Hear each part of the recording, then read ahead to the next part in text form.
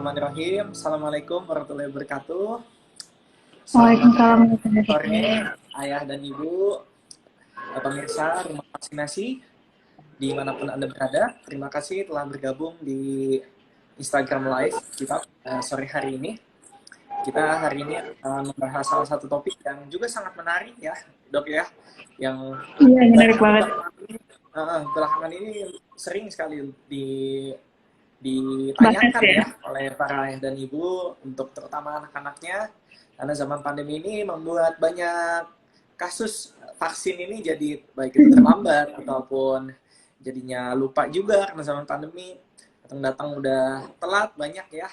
Oleh karena itu pada sore hari ini kita telah kedatangan salah satu narasumber kita ya, Dr. Nibras ya, yang akan membahas topik dengan judul Zaman Pandemi, Jadwal Vaksin Anakku Berantakan, Harus Bagaimana ya? Ya, Nibras, mungkin sebelum kita memulai boleh menyapa pemirsa terlebih dahulu, Dok? Ya, Assalamualaikum warahmatullahi wabarakatuh. Waalaikumsalam warahmatullahi wabarakatuh. Saya perkenalkan Ayah Bunda. Saya Dr. Nibras dari Rumah Vaksinasi BSD. Terima kasih ya Dok, sudah diundang, dan terima kasih Ayah Bunda yang sudah menyaksikan IG Live RP kali ini. Ayah dan Bunda ya Dok, jadi bukan cuma bunda-bunda doang ya baiknya ya Dok. Ya, betul sekali. Nah Biasanya kalau bunda-bundanya aja ya. ya kebanyakan bunda-bunda, tapi ayah tuh harusnya juga lebih ngerti dan terutama sih support secara finansial ya sih Dok. yang menentukan vaksinnya sebenarnya ayahnya ya. Bener-bener. Oke. Ya Dok. Dokter Nibras sekarang lagi kesibukannya apa aja nih, Dok? Selain praktik di rumah vaksinasi. Untuk saat ini sih alhamdulillah cuma di rumah vaksinasi aja Dok. Oke. Nanti fokus ya, Dok ya.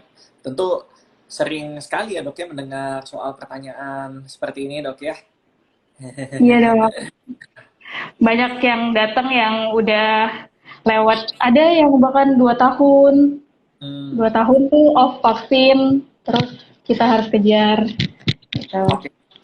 Baik, Dok. Kita langsung tanya jawab dulu ya, Dok ya.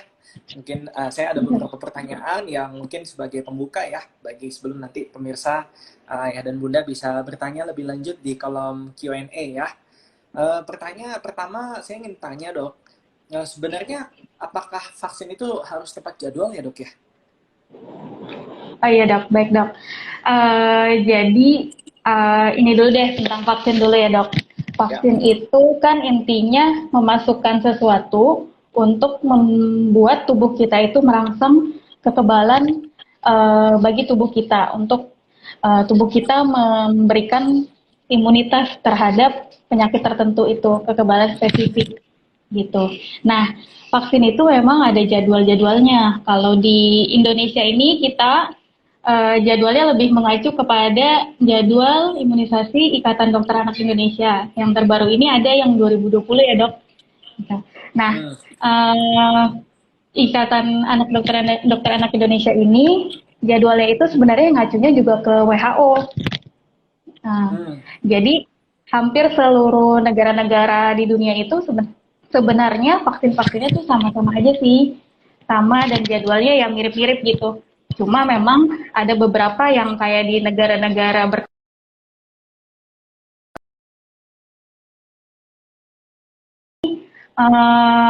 kasus TB itu di kita masih urutan kedua negara terbanyak di dunia. Dari yang pertama itu dari India. Nah, karena kita kasusnya itu dari data WHO 2019 itu kasus kita sampai 1.020.000. Wow. Makanya kita masih menjadi negara yang endemis. Jadi di kita tuh vaksin BCG itu masih mutlak banget tuh harus didapat setiap anak-anak bayi-bayi gitu. Nah paling yang berbeda itu. Terus kemudian jadwal itu juga dibuatnya itu biasanya berdasarkan prevalensi kejadian dari penyakit tersebut Dok ya. Jadi Misalnya contohnya gampangnya gini, rotavirus itu prevalensi kejadian tertingginya itu usia 6 sampai 23 bulan, 2 Oke. sampai 5 tahun. Hmm, Makanya vaksin-vaksin rotavirus itu kalau bisa memang diselesaikan tuh sebelum usia 6 bulan. oke. Karena resiko terpapar infeksinya, resiko terkena penyakitnya itu pasti bakal lebih besar Hmm, gitu. Jadi kalau sesuai tepat jadwal itu pertama menurunkan risiko terkena penyakitnya, hmm. terus juga kalau tepat jadwal itu kalau dari penelitian meta analisis dari WHO Waduh. itu Ya. seperti pneumokokus, Dok. Pneumokokus Hmm, itu kalau dia dikasihnya 2 dosis atau 3 dosis, terus ditambah booster 1 kali, hmm. itu bisa memberikan kekebalan yang lebih baik, lebih tinggi ke anaknya dibandingkan yang cuma dapat 1 dosis, dua Oh dosis. gitu. Jadi Oke. kalau sebenarnya kalau dia sesuai jadwal, tepat jadwal, itu pertama menurunkan resiko terinfeksi, sama yang kedua juga kekebalannya juga lebih baik daripada yang kejar vaksin Oke. gitu. Terus satu lagi dok, ke, ke, ke maksudnya kalau vaksinnya telat itu kurang bagus juga, kalau kecepatan juga kurang bagus juga dok. Hmm, Maksudnya nih gimana nih, kalau yang vaksin-vaksin, terutama vaksin-vaksin yang serial, yang kayak DPT 1, 2, 3, pokoknya imunisasi yang dasar-dasar itu, kita tuh nggak boleh lebih dari 5 hari dari batas, jadi nggak boleh kecepatan 5 hari atau lebih dari batas yang interval yang seharusnya. Karena kalau kecepatan juga kekebalannya juga respon imunnya juga nggak terlalu baik gitu, nggak optimum oke. gitu. Ya. Wah, sangat komprehensif dan sangat jelas nih dok jawabannya. Jadi saya coba highlight ya beberapa poin ya dan Bunda. Jadi penting sekali bagi kita untuk menjadwalkan vaksin sesuai dengan waktunya karena tadi seperti yang disebutkan oleh Dr. Nibras, pertama itu memang kasus-kasus yang paling sering menyerang usia anak tersebut ya. Tadi contohnya diare ataupun misalnya pneumonia radang paru ya. Yang kedua, kalau misal sesuai jadwal diharapkan antibodinya lebih baik dan jangka waktu perlindungannya lebih panjang sehingga tentu lebih menguntungkan bagi sang anak ya. Oke, terima kasih banyak dok jawabannya dok. Selanjutnya saya Ya ingin dok. bertanya ya dok ya, ini juga sebenarnya sih sudah banyak juga ya yang masuk pertanyaan di kolom komentar, tapi barangkali kita berikan pemanasan terlebih dahulu ya dok ya. Yang kedua, sebenarnya ada nggak sih dok batas pemberian vaksin dok bagi anak? Sebenarnya kalau untuk batasan pemberian vaksin, eh, beda-beda sih setiap vaksin ya dok ya. Ada, tapi kebanyakan overall sih semuanya itu masih bisa di catch up dan Hmm, masih bisa dilanjutkan ke imunisasi waktu dia dewasa.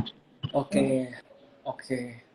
Jadi semua vaksin bisa ya dok ya sebenarnya untuk di catch up atau dikejar tanpa ada batas waktunya ya dok ya? Kecuali kayak vaksin-vaksin yang kayak rotavirus, itu Betul. memang ada batasannya sih ya. Sama Khusus memang. pneumonia juga sampai 5 tahun gitu. Hmm, oke.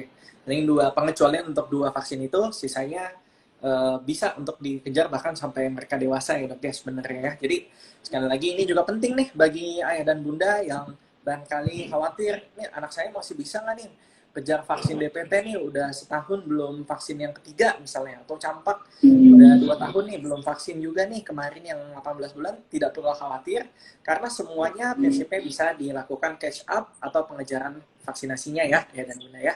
Baik, terima kasih dok, jawabannya sangat jelas. Kemudian dok, ini juga pertanyaan yang sering sekali ya dok ya tentang rotavirus nih. Oh Biasanya ayah iya, dan iya. bunda datang misalnya usianya sudah 5 bulan dok. Nanya, anak saya ini belum nih divaksin rotavirus, bisa nggak dok kira-kira diberikan vaksin rotavirus? Iya benar.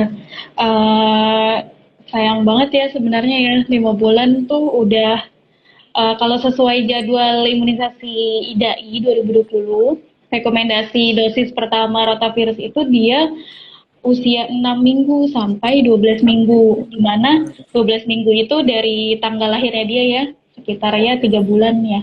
Jadi kalau Hmm, untuk 5 bulan sudah tidak bisa diberikan lagi. hmm. sudah tidak bisa berarti ya dok ya. Tapi memang mungkin ada beberapa kondisi khusus ya dok ya, kalau misalnya rotavirus ada batas waktu pemberian dosis terakhirnya ya dok ya, kalau tidak salah ya. Iya, benar. Hmm. Jadi kalau untuk dosis yang misalnya, jadi rotavirus itu ada dua macam ya dok ya, yang rotavirus satu valen, ada Hmm. yang pentavalen. Untuk yang pentavalen, dia dosis ketiganya itu maksimal usia 32 minggu, 32 agak minggu. lebih mundur usia 8 bulanan. Tapi untuk Oke, yang rotavirus monovalen, dia usia maksimalnya 24 minggu. 24 minggu. Oke. Baik dok, ini berhubung sudah cukup banyak ya pertanyaan-pertanyaan yang masuk, saya mau bacakan dulu pertanyaan yang di kolom question and answer ya dok ya. Pertama dari Anissa Ahmad 1010. Dok, kalau anak 9 bulan baru sembuh dari COVID, kapan boleh diberikan vaksinasi campak ya dok? Ya, baik. Kalau dari untuk imunisasi dasar ya dok, Hmm. untuk pasca post infeksi COVID, imunisasi dasar itu bisa diberikan disegerakan 1 bulan setelah pemulihan. Oke. Tapi kalau untuk misalnya nih keluarga semuanya COVID, kalau untuk dewasa atau anak-anak yang 12 tahun kan udah bisa vaksin COVID tuh. Hmm. Nah, kalau dari profesi itu bilang 3 bulan jaraknya, diberi Hmm. jarak 3 bulan baru boleh vaksin COVID. Kenapa? Oke. Karena kadang ada long COVID ya dok. Hmm. Oke, jadi untuk vaksin campak sendiri ya bisa 1 bulan, tapi kalau misalnya untuk yang vaksin COVID sendiri 3 bulan ya dok ya. Baik, terima kasih banyak dok, sangat jelas jawabannya. Selanjutnya dok dari uh, Inge Anggia, dok, Delisa vaksin MR kedua sudah telat 1,5 tahun yang lalu. Apakah bisa disusulkan vaksinnya dok? Masih bisa bunda, masih bisa sekali. Bisa Kapan ya dok? aja segera mungkin langsung vaksin. Ke Hmm. paskes pertama boleh ke tempat-tempat yang dinilai bisa lebih aman, lebih terjangkau. Oke. Jadi silakan Delisanya dibawa ya bunda ke tempat klinik atau tempat untuk vaksinasinya ya. Terima kasih dok, jawabannya sangat jelas. Selanjutnya dok, dok, saya masih khawatir soal vaksin yang bersinggungan dengan babi dok. Nah ini juga mungkin sering juga ya, walaupun mungkin uh, di luar dari tema pada hari ini. Tapi nggak apa-apa dok, mungkin bisa dijelaskan sedikit dok. Bagaimana sih sebenarnya vaksin-vaksin yang bersinggungan dengan babi itu dok? Ya, sebenarnya sih, Bunda. Jadi kalau pada penelitiannya tuh hasil akhirnya vaksin-vaksin yang memang bersinggungan atau pada prosesnya dia menggunakan enzim dari babi seperti itu, pada hasil akhirnya diteliti itu gennya itu udah nggak ada mah Bunda. Jadi gen babi itu ya adanya di ibunya babi. Jadi vaksin-vaksin yang mengandung babi itu sebenarnya nggak ada vaksin yang mengandung babi. Gitu. Jadi dia cuma untuk mempercepat proses kerjanya aja, dan juga vaksin-vaksin itu kan juga pada akhirnya dia diolah, dicuci berkali-kali, ribuan kali sampai sedemikian kecil dosisnya. Jadi pada hasil akhirnya nggak ada. Jadi Oke, nggak perlu khawatir, insya Allah halal. baik dok, terima kasih dok, sangat jelas ya jawabannya ya. Apalagi kalau kita melihat fatwa Majelis Ulama Indonesia juga, kalau misal vaksinnya itu sangat dibutuhkan ya dok ya, apalagi kalau misalnya tidak divaksin mengancam nyawa ya, penyakit-penyakit kan yang terutama bisa dicegah lewat vaksinasi kan banyak kan mengancam nyawa ya dok ya, itu kan Iya, justru bisa naik menjadi hukumnya menjadi wajib ya dok ya untuk melakukan vaksinasi ya. iya betul sekali dok. Jadi Jadi jangan takut ya, dan mudah segera melakukan vaksinasi apapun itu, insya Allah vaksin aman dan halal ya. Terima kasih dok. Selanjutnya ini ada pertanyaan dari mungkin di luar topik juga ini Pak, apa rumah vaksinasi Surabaya Lontar sudah buka? Mungkin Ibu bisa langsung tanyakan ya ke Instagramnya rumah vaksinasi Lontar, nanti bisa dicari, bisa langsung ditanyakan. Kemudian selanjutnya pertanyaan, ini dok, ada salah satunya nih, mungkin ini juga sering nih ya, dari Ibu Kiki Talita. sebenarnya takut dok kalau mau vaksin. Nah, itu gimana ya dok ya? Kita kan lagi pandemi nih, nanti takutnya ya, vaksin malah amit-amit ketularan lagi sama COVID. Dok. Gimana itu dok? Kalau saran saran saya sih carilah layanan vaksinasi yang membedakan anak yang sakit atau orang-orang sakit dengan yang khusus vaksin-vaksin aja pertama. Terus kalau dari IDAI itu juga ada rekomendasi lantatur ya dok, layanan tanpa turun itu juga boleh seperti itu. Pokoknya carilah bunda, udah banyak kok di mana aja ada ya. Hmm. Ada cabang-cabangnya di rumah vaksinasi juga kita ada cabang-cabangnya di mana-mana aja. Ya, lagi ini kalian mengajak ya pada ayah dan bunda bisa ke rumah vaksinasi manapun, insya Allah kita juga menerapkan protokol kesehatan yang baik. Jadi kita sangat meminimalisir terjadinya penularan COVID dengan protokol kesehatan yang ketat ya dok ya. Terima kasih dok, jawabannya dok sangat jelas. Lanjutnya dok, ada pertanyaan dari Ibu Luflioan. Assalamualaikum dokter, kalau mau vaksin di rumah vaksin apakah harus swab antigen dulu dok? Wah ini luar biasa nih protokol kesehatannya nih dok. Gimana ini dok? Waalaikumsalam Bunda. Boleh-boleh aja tapi kayaknya nggak harus deh, nggak apa-apa, nggak usah. Yang penting semua pengantar, semua kalau misalnya anak-anak nih pengantarnya kalau bisa cuma satu aja, satu anak satu pengantar, kemudian memakai masker, menjaga protokol kesehatan, selalu cuci tangan atau pakai hand strap gitu. Udah insya Allah aman lah, nggak usah. Harus swab ya dok. Ya, oke, terima kasih ya dok ya. Jadi yang penting tetap menerapkan protokol kesehatan ya dok ya. Selanjutnya dok dari Ibu Alfinisa. Dok, saya masih khawatir soal, oh udah tadi ya, soal vaksin bersinggungan dengan babi. Lanjut lagi dok, dari Ibu Mia Sumarau. Sore Min, saya mau tanya vaksin MMR itu maksimal umur berapa ya? Vaksin MMR itu mumps, gondongan, campak, measles, dan rubella, Bunda. Jadi dia udah gabungan. Sebenarnya ini tuh termasuk rangkaian dari vaksin campak. Jadi lengkap dari vaksin campak yang dasar itu juga. Nah itu bisa diberikan kapan aja Bunda, sesegera mungkin. Dan kalaupun waktu masa bayi masih kecil itu belum, dewasa pun kita bisa dikejar. Dan ini juga termasuk vaksin pranikah juga ya dok, kalau untuk Ya. dewasa. Baik, terima kasih dok, sangat jelas dok. Jadi bisa segera ya bunda ya, bagi yang belum melengkapi vaksin campaknya, bisa menggunakan MMR ya, apabila anaknya usia di atas 1 tahun, ataupun MR ya, apabila anaknya masih di usia 9 bulan ke atas. Kemudian selanjutnya dok, dari Ibu Dirgantini _Lutfi. Dok, vaksin PCV kedua maksimal telat diberikan pada usia berapa dok? Bayi saya sudah PCV pertama di rumah vaksin Jaktim. Oh, nggak disebutkan ya usia pertamanya ya? Ya, tapi mungkin di sini tidak disebutkan ya dok ya. Mungkin kita Iya. anggap misalnya dia sebelum usia setahun kali ya dok ya. Ya, jadi kalau untuk TCV, pneumococcus radang paru ini sebenarnya jadwal catch-up-nya itu gini, kalau dimulai di usia 2 bulan, itu kan dia dapatnya 3 dosis utama primer, 5 boosternya 1 di atas 12 bulan. Terus kalau diambilnya di usia 7 bulan ke atas sampai 1 tahun, dia 2 dosis primer sama 1 booster di atas setahun.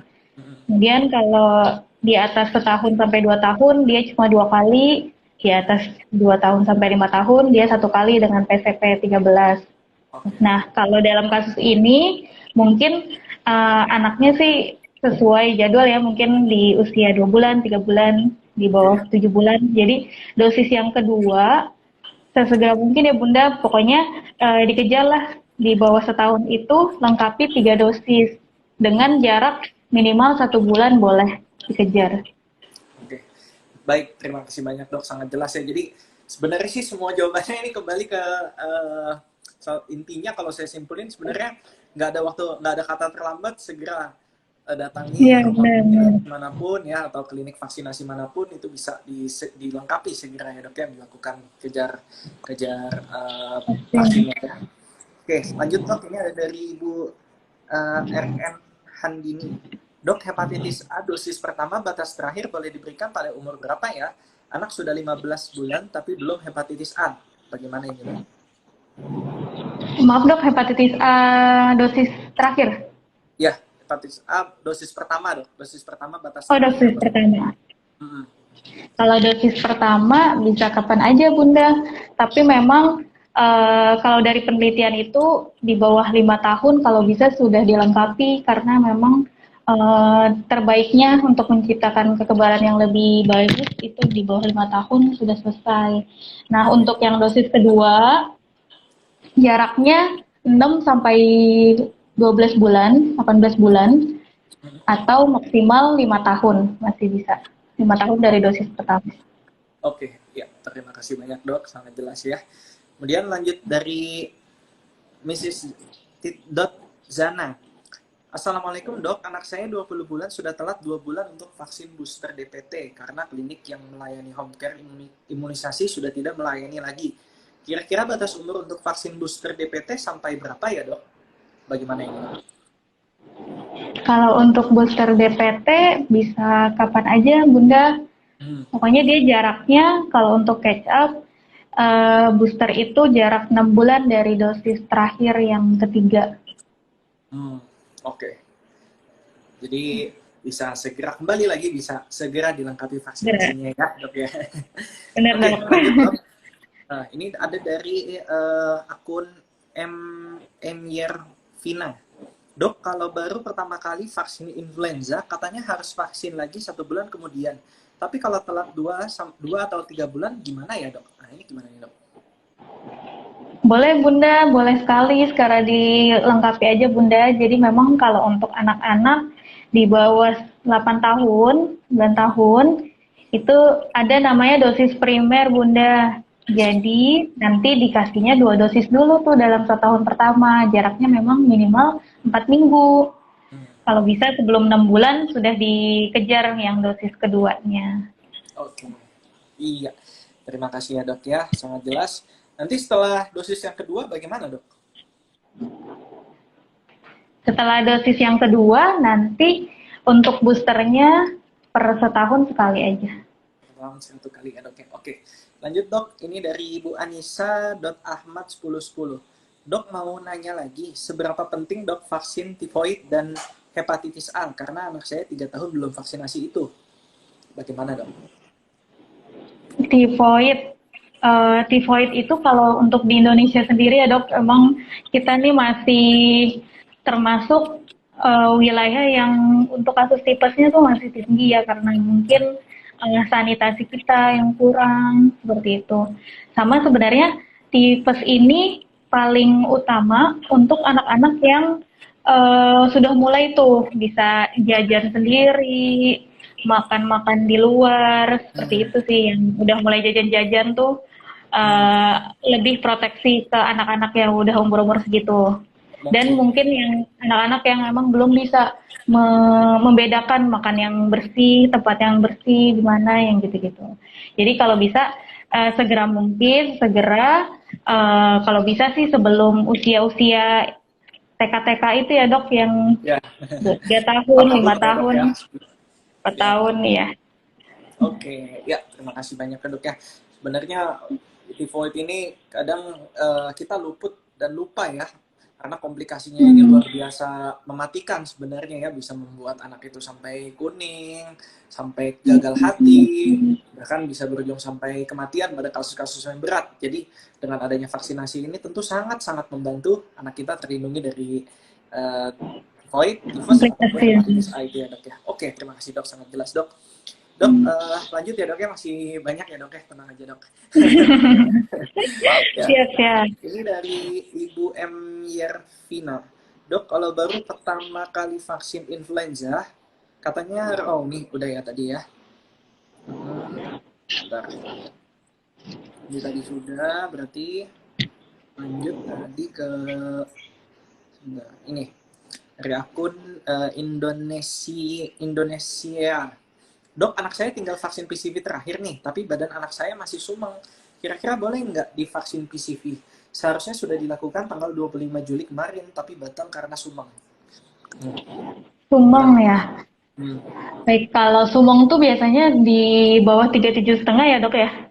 Ya, biasanya anget-anget gitu kali ya dok. Anget ya. Sebenarnya prinsipnya vaksin tuh boleh dilakukan asalkan si anak tidak demam, bebas demam 1 kali 24 jam bunda. Demam itu di atas 37,5 seperti itu. Sebenarnya sih boleh-boleh aja asal dia tidak ada demam seperti itu.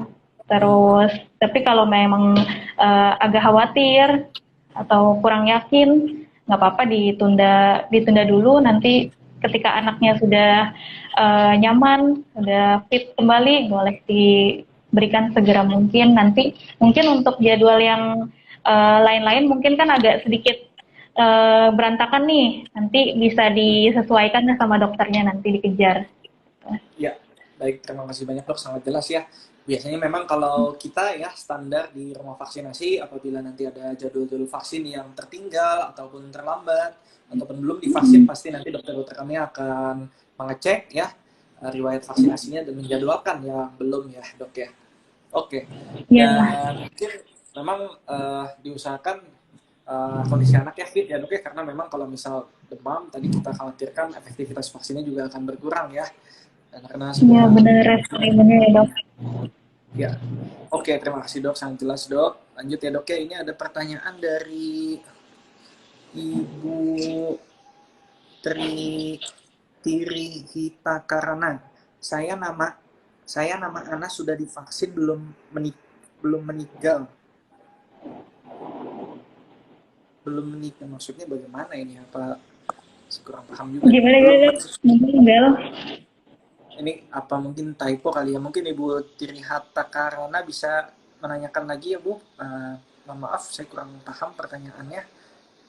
Selanjutnya dari Ibu Ola Prilia. Dokter, anak saya tidak dapat vaksin rotavirus. Apakah bahaya untuk anak, dokter? Bagaimana dok?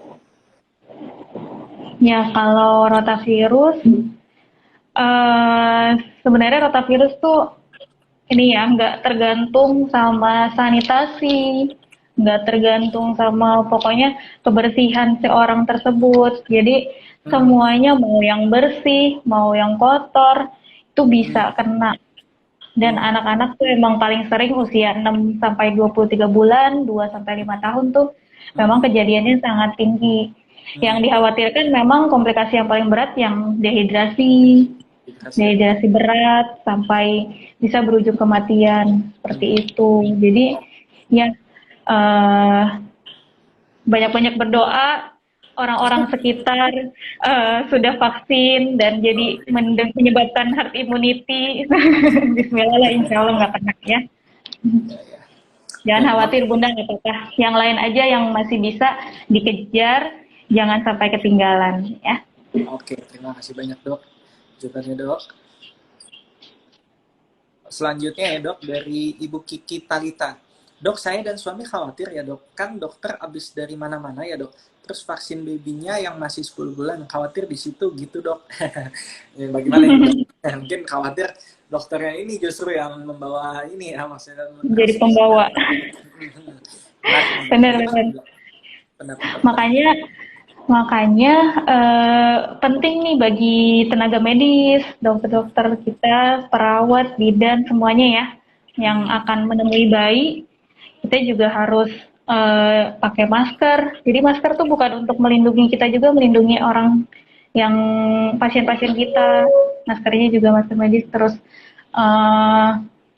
cuci tangan, selalu cuci tangan. Jadi memang paling bagus tuh sebenarnya handscoon tuh nggak terlalu ini banget ya. Kalau sarung tangan tuh sebenarnya untuk menjaga si dokternya. Tapi kalau untuk orang lain tuh lebih tepat kalau selalu pakai hand sanitizer. Selalu setiap habis pasien hand sanitizer. Sebelum megang bayi pakai hand sanitizer. Insya Allah lah semuanya aman lah. Terus sekarang juga kalau di rumah vaksinasi sih, kalau di rumah vaksinasi kebanyakan udah ini sih satu underpaid, satu pasien satu, udah di protokol kesehatannya lumayan insya Allah terjaga.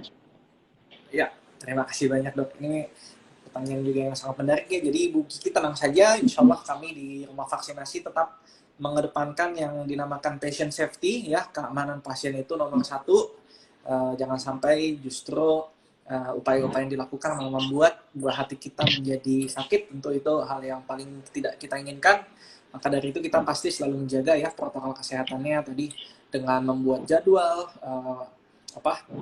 anak datangnya tidak berbarengan, pasien datangnya tidak berbarengan, kemudian dengan dokternya juga kita tentu membatasi ya, ada protokol di situ juga jaraknya ataupun dari segi durasinya juga tetap kita batasi, dan tentu dengan dari dokter sendiri kita memiliki standar prosedur operasional ya dok ya untuk membuat bagaimana alat pelindung diri yang baik ya, yang tentu bisa menjaga jangan sampai membuat tentu kerugian lah bagi orang-orang di sekitarnya. Ya, pertanyaan yang sangat menarik. Terima kasih dokter. Kemudian lanjut dok dari Mrs. Zana. Dok, seberapa penting booster imunisasi itu? Sama apa rumah vaksin sudah ada di Makassar? Gimana dok? Nah, kalau booster imunisasi sebenarnya kan booster itu dia dari penelitiannya itu imun si anak ketika udah imunisasi yang primer itu dari sekian tahun diteliti pasca imunisasi yang dasar itu ternyata ada penurunan nih imunnya, dan di saat itu perlu di booster, dikasih lagi. Jadi sebenarnya penting juga dan memang sangat penting karena ketika kelewatan boosternya nggak diberikan atau emang sengaja dilewat aja, resiko terpapar penyakitnya itu bakal tinggi lagi, bisa lagi terkena seperti itu. Jadi memang mau dasar mau booster sebenarnya perlu karena memang itu sudah diteliti dan memang ada datanya kalau itu tuh perlu diberikan. Iya, oke, terima kasih banyak ya dok, sangat jelas ya. Mungkin contoh paling gampangnya juga vaksin COVID ini ya dok ya, banyak wacana atau penelitian yang berkembang kalau memang juga harus booster karena efektivitasnya juga berkurang ya, sama seperti vaksin-vaksin lain juga perlu booster. Tapi tenang saja dengan booster itu biasanya nanti perlindungannya jangkanya akan jauh lebih panjang ya dok ya. Oke. Kalau rumah vaksinasi kebetulan belum ada di Makassar ya Bunda, mudah-mudahan nanti bisa segera membuka. Bagi para pemirsa mungkin juga ada yang berminat kali ya. Dari Makassar. Ya, oke. Selanjutnya ini dari pertanyaan Ibu Kiki _Palita, dok bisa dipanggil ke rumah nggak ya dok kalau mau vaksin baby dari rumah vaksin? Ini gimana dok? Mungkin di rumah vaksinasi BSD bagaimana dok?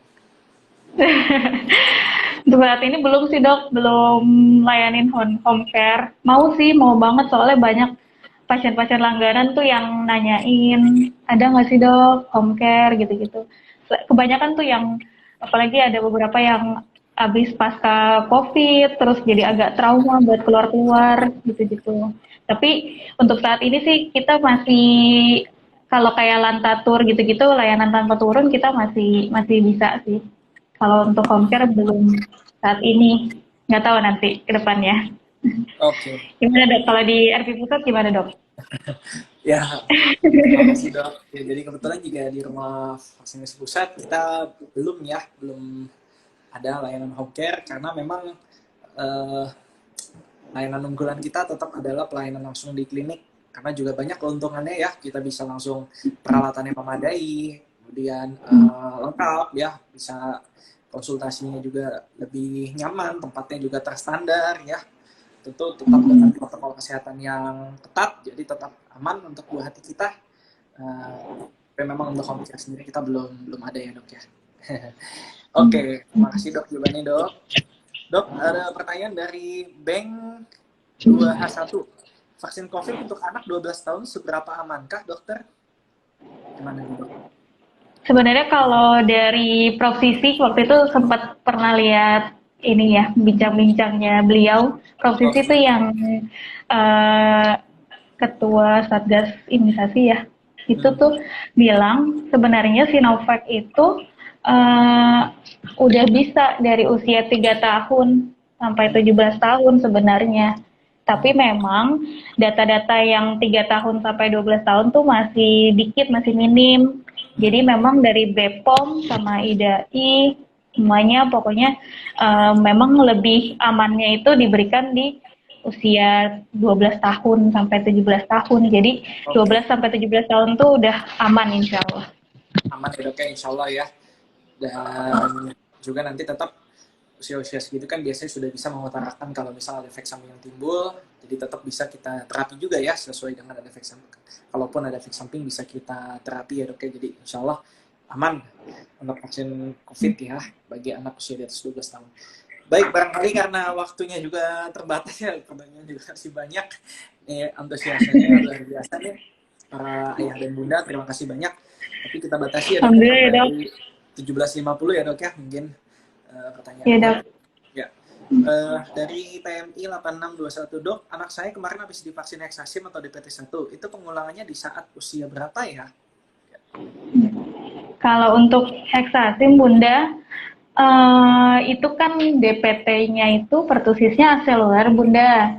Jadi memang terbaiknya, paling baiknya itu di intervalnya jarak 8 minggu bunda, 2 bulan. Yang 2 bulan baru diulang lagi gitu. Tapi Oke, kalaupun 4 minggu pun bisa juga.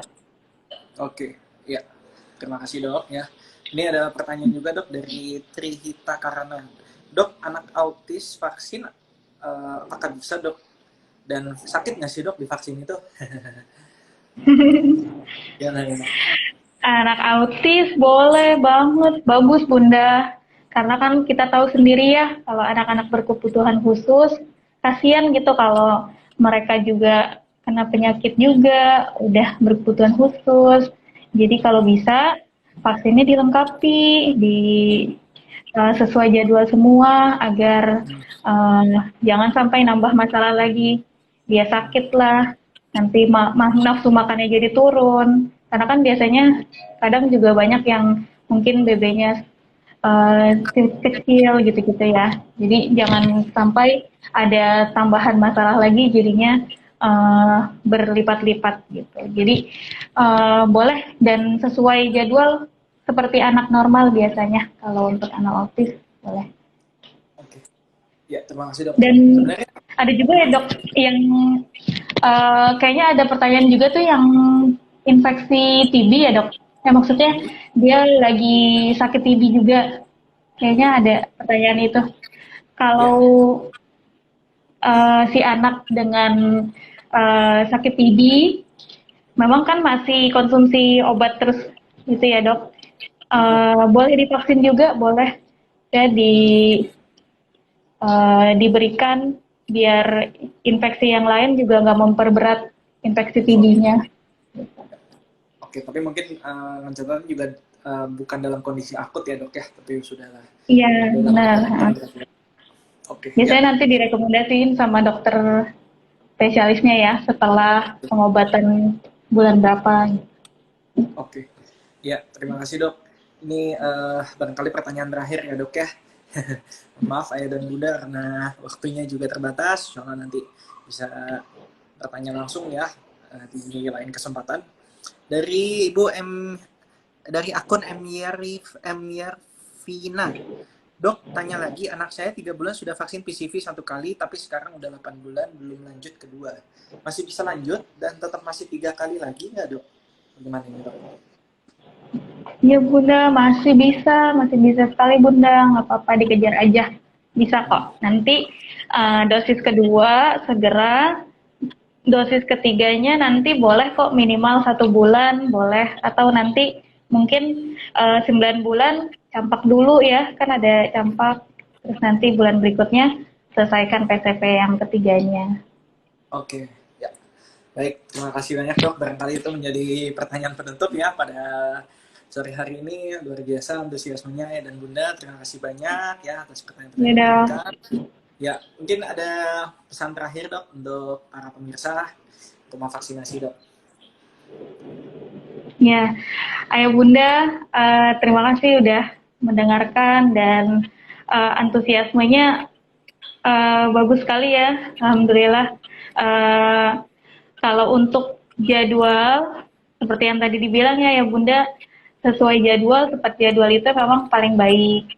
Tidak kecepatan, tidak kelambatan. Tapi memang mungkin di masa pandemi ini mungkin ada beberapa yang pasti ada yang telat seperti itu. Tapi intinya semua masih bisa dikejar. Kemudian nanti bisa juga tadi sempat lupa nyinggung, boleh simultan ya dok, boleh simultan. Simultan itu apa? Jadi sekali kedatangan boleh dikasih dua vaksin sekaligus. Jadi bisa meminimalisir datang eh, ke dokternya pertama, terus juga bisa cepat kekejar vaksin-vaksinnya yang ketinggalan seperti itu. Dan datanglah ke tempat-tempat yang membuat nyaman dan menenangkan hati ayah bunda, yang protokol kesehatannya terjaga, yang mungkin memisahkan anak sakit dan anak yang khusus imunisasi aja, seperti itu. Oke, ya. Terima kasih banyak Dokter Nitras atas waktunya dan pengetahuan Ya, yang telah dibagikan kepada kita semua ya. Dan tentu kami Rumah Vaksinasi sangat mendorong Ayah dan Bunda untuk segera melengkapi vaksinasi anak-anak kita ya. Karena itu juga merupakan hak anak juga dan sangat-sangat penting untuk melindungi mereka, merupakan investasi bagi kesehatan mereka. Dan kami berkomitmen di Rumah Vaksinasi untuk memberikan layanan vaksinasi yang terjangkau dan berkualitas ya dok ya. Baik itu di Rumah Vaksinasi BSD atau rumah vaksinasi manapun di kota-kota yang ada di Indonesia ya. Insya Allah silakan segera untuk melengkapi vaksinasi kita. Tidak ada kata terlambat ya, tidak ada kata telat, tidak ada kata tidak bisa. Kita usahakan untuk anak kita yang terbaik. Ya, baik. ya Saya dok. ucapkan terima kasih sekali lagi Dr. Nibras, para pemirsa semua, Sama-sama dok. ya, dan Bunda, rumah vaksinasi, pemirsa rumah vaksinasi di mana berapa Anda berada ya.